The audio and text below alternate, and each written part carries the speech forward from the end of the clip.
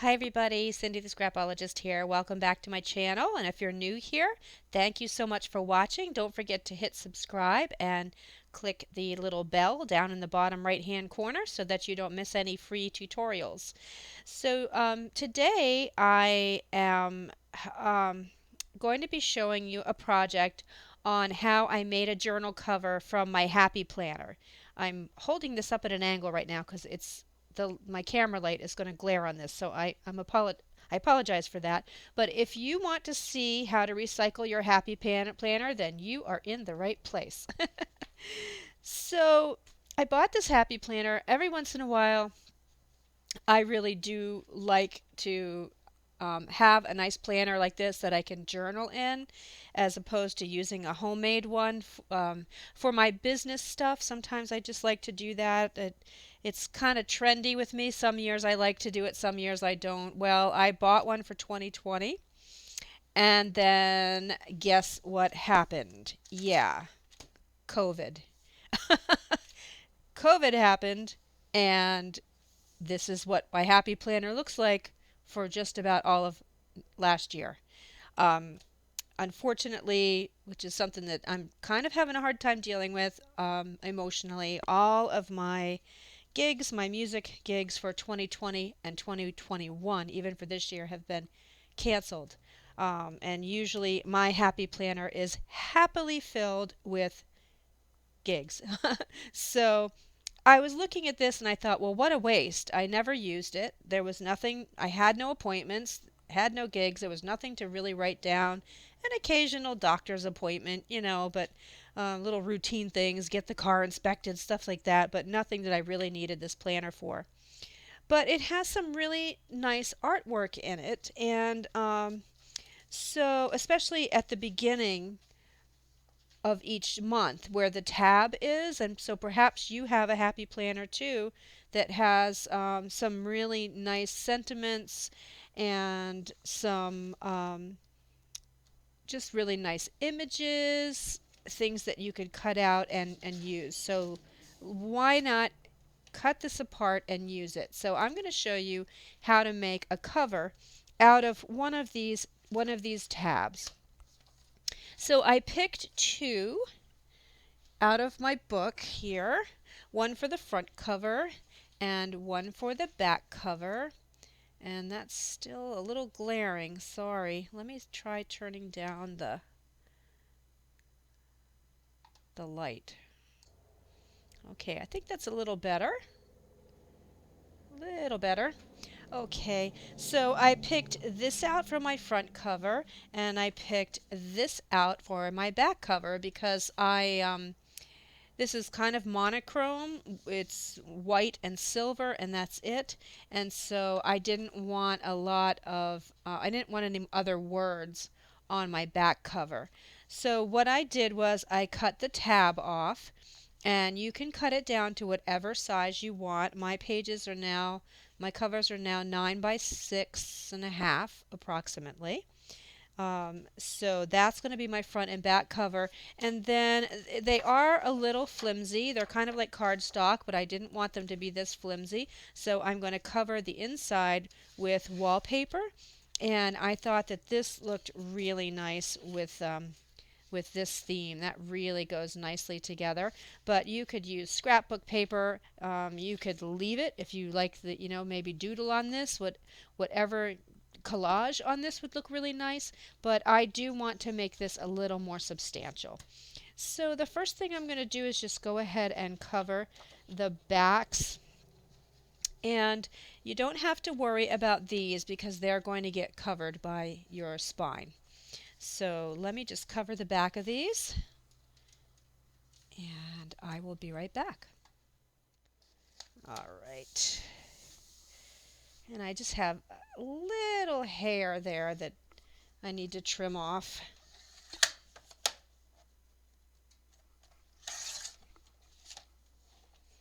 All right, so that's a lot more substantial for me, anyway, for a cover. And let's just do this one.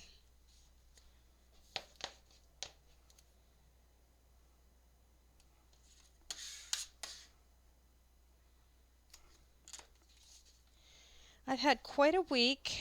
I wrecked my mother's car, my parents' car.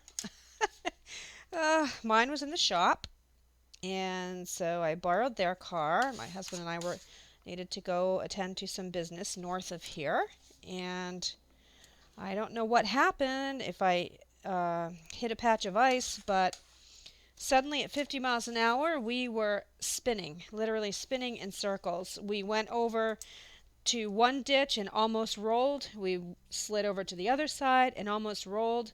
Then we were spinning in oncoming traffic in the wrong lane, and then went back over to the right side of the road and hit a speed limit sign, which slowed us enough that I could get the car back under control. It was I've had scarier moments than that where I thought that I was going to die. Unfortunately, I've had some moments like that, but never in a car. I've never been out of control like that. I'm a super good driver in the snow.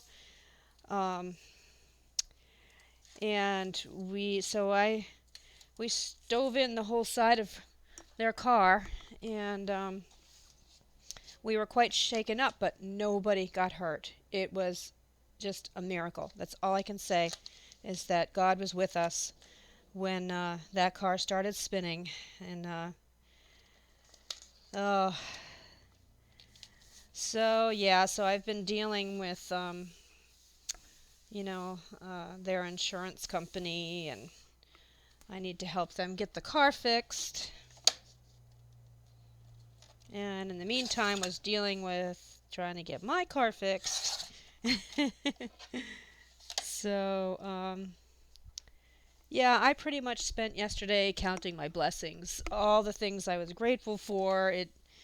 I've been getting a little whiny lately because of the virus, um, and yeah, so I'm things are back in perspective for me. Okay, so now we have our front and back cover, and they are covered with wallpaper, so they're nice. They feel really nice now. So now we just need a spine. So what we're going to do, there are a number of things you can do. You could do a traditional um, kind of mini album method where you take a piece of chipboard here and make a chipboard spine and affix it with Tyvek or material or something like that. But I think I'm going to be sewing signatures in here, so I think all I want to do is fabric. So I took a piece of cotton muslin and I tore it because I like the torn edge. This does fray, but it's okay because we're going to glue it and it's going to help keep this from fraying further. So my piece here is about 4 inches wide. I'm going to have probably a 1 inch overlap here, so that leaves us 2 inches for signatures. So 4 by whatever the height of your cover is, which I think I said was 9 1/4. Yep, 9 1/4. So let me just cut this at 9 1/4.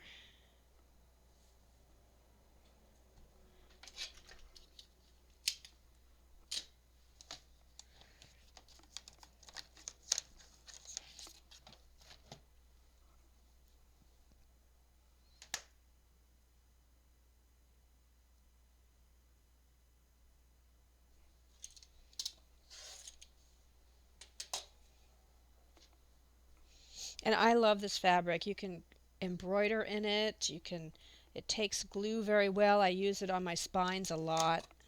I really like this fabric, and I like the little brown flecks in it. So, all right. So let's just get some. I'm going to use my handy dandy Fabri-Tac if I can get it out of here, and just kind of guesstimate about an inch in. This isn't an exact science. Get pretty good coverage. Make sure you get the ends.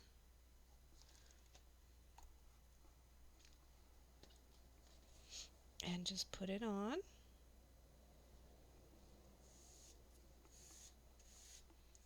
I'll take this little thread off. There we go. Okay. And then we're just going to do the same for the back cover. We need to put that on. So I go this way.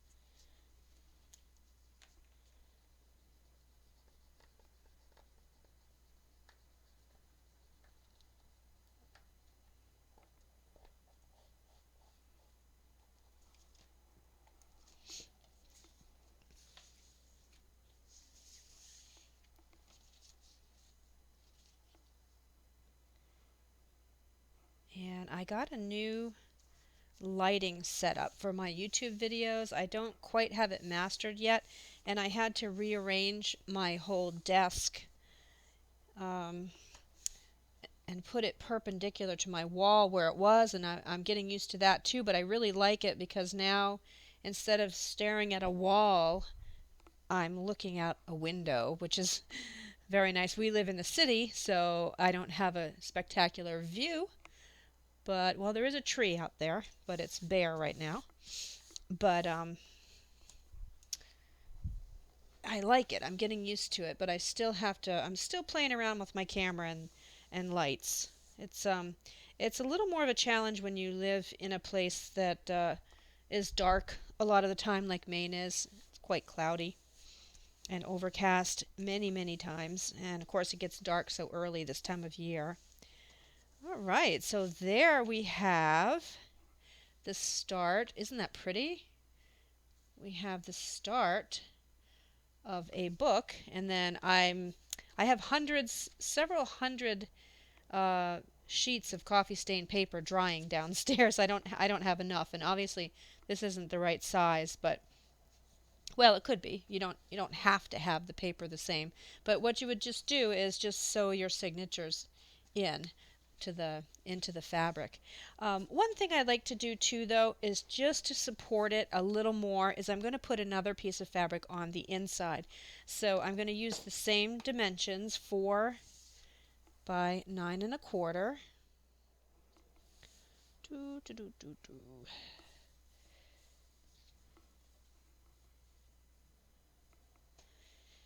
Yep. Let's try this again. I can use that other piece of material for plenty of other things. No worries. Geez, I thought I cut it at 9 1/4. How did I do that?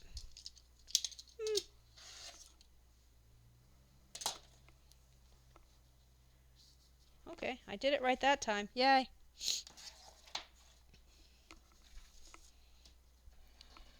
Oops, I forgot there was glue on that.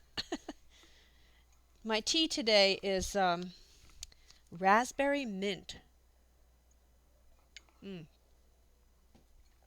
Very yummy. Okay, I better put some more glue on this just in case it dried too much.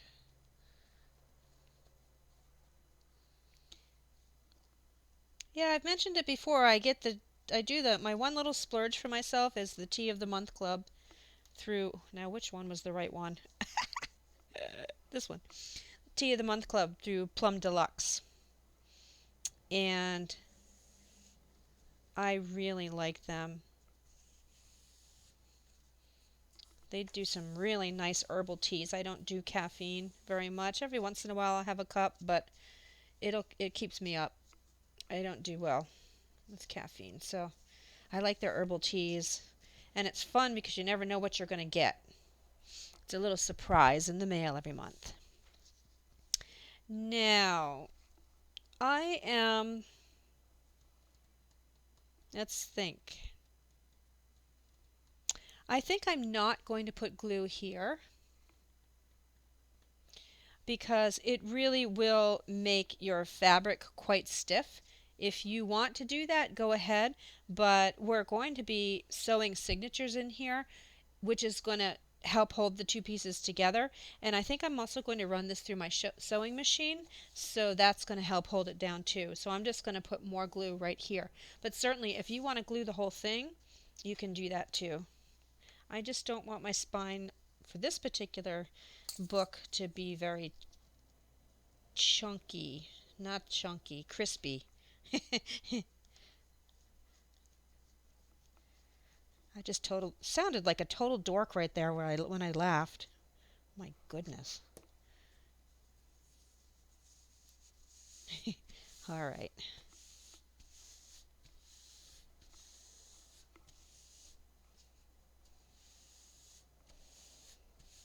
Okay. And so I'm going to let that dry and then run it through my sewing machine, and then I'll be back. You know what? Before I go sew, I think for this particular book I also went around the corners. I think it would look nice. So I'm going to go ahead and do that. Yeah, that looks nicer. I wanted to do that before I sew.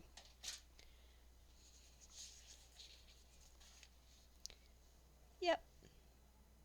You know, this technique, by the way, also works with greeting cards. If you have a greeting card that was sent to you that you just think is really lovely, um, like I'm thinking of doing one with an anniversary card that my parents got us, and it's got this really pretty wire up here, and I thought it was real pretty, and I might make a little one signature anniversary little journal. Okay, I'm going to go sew this and I'll be back. Okay, so I'm back. I sewed around the book and I used a really pretty stitch. And what's the matter, Lily? Oh, you want up in my chair? Hang on, I got to deal with the dog here. Oh, there you go, love. There you go. Um, sorry. I used a really pretty stitch, and you're not going to be able to really see it on the camera because this is so glaring right now, but it's kind of a silvery blue, silvery grayish blue, which I thought I just wanted just a subtle bit of color, and my sewing machine got stuck right there, but I actually don't mind that. So here's the cover. Let me trim these off. But I think that it's turning out really pretty. And as you can see, I did sew right across the fabric, so that's going to help hold it together. And once you sew your signatures in, it will bind those two pieces together as well. And then I decided that I do want some protection on here. This is just regular cardstock. It's going to get dirty very easily, so I am going to Mod Podge the cover.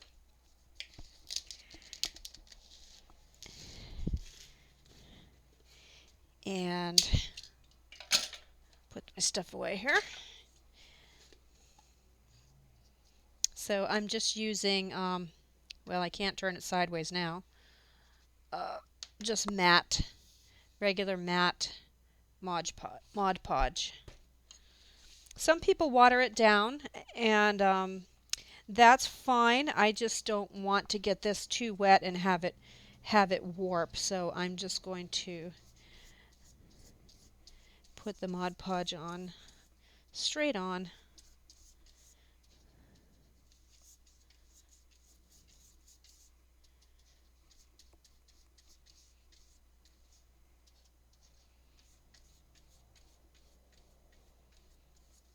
Yeah, don't be afraid to play with all the different, if you have one of the newer sewing machines or even a lot of the older ones, don't be afraid to play with different stitches. I am going to put Mod Podge here just to help affix it down a little bit. And that way, if I want to ink it up too, it'll take ink really nicely. But yeah, so many people just kind of get stuck on one or two stitches. I better not do that. I'll get glue on the inside. You know, you have your favorite go-to stitches, like zigzag is always a popular one, and just a straight stitch, but it's just a matter of changing the foot on your sewing machine, which is simple to do. Just use whatever foot you need for that particular stitch.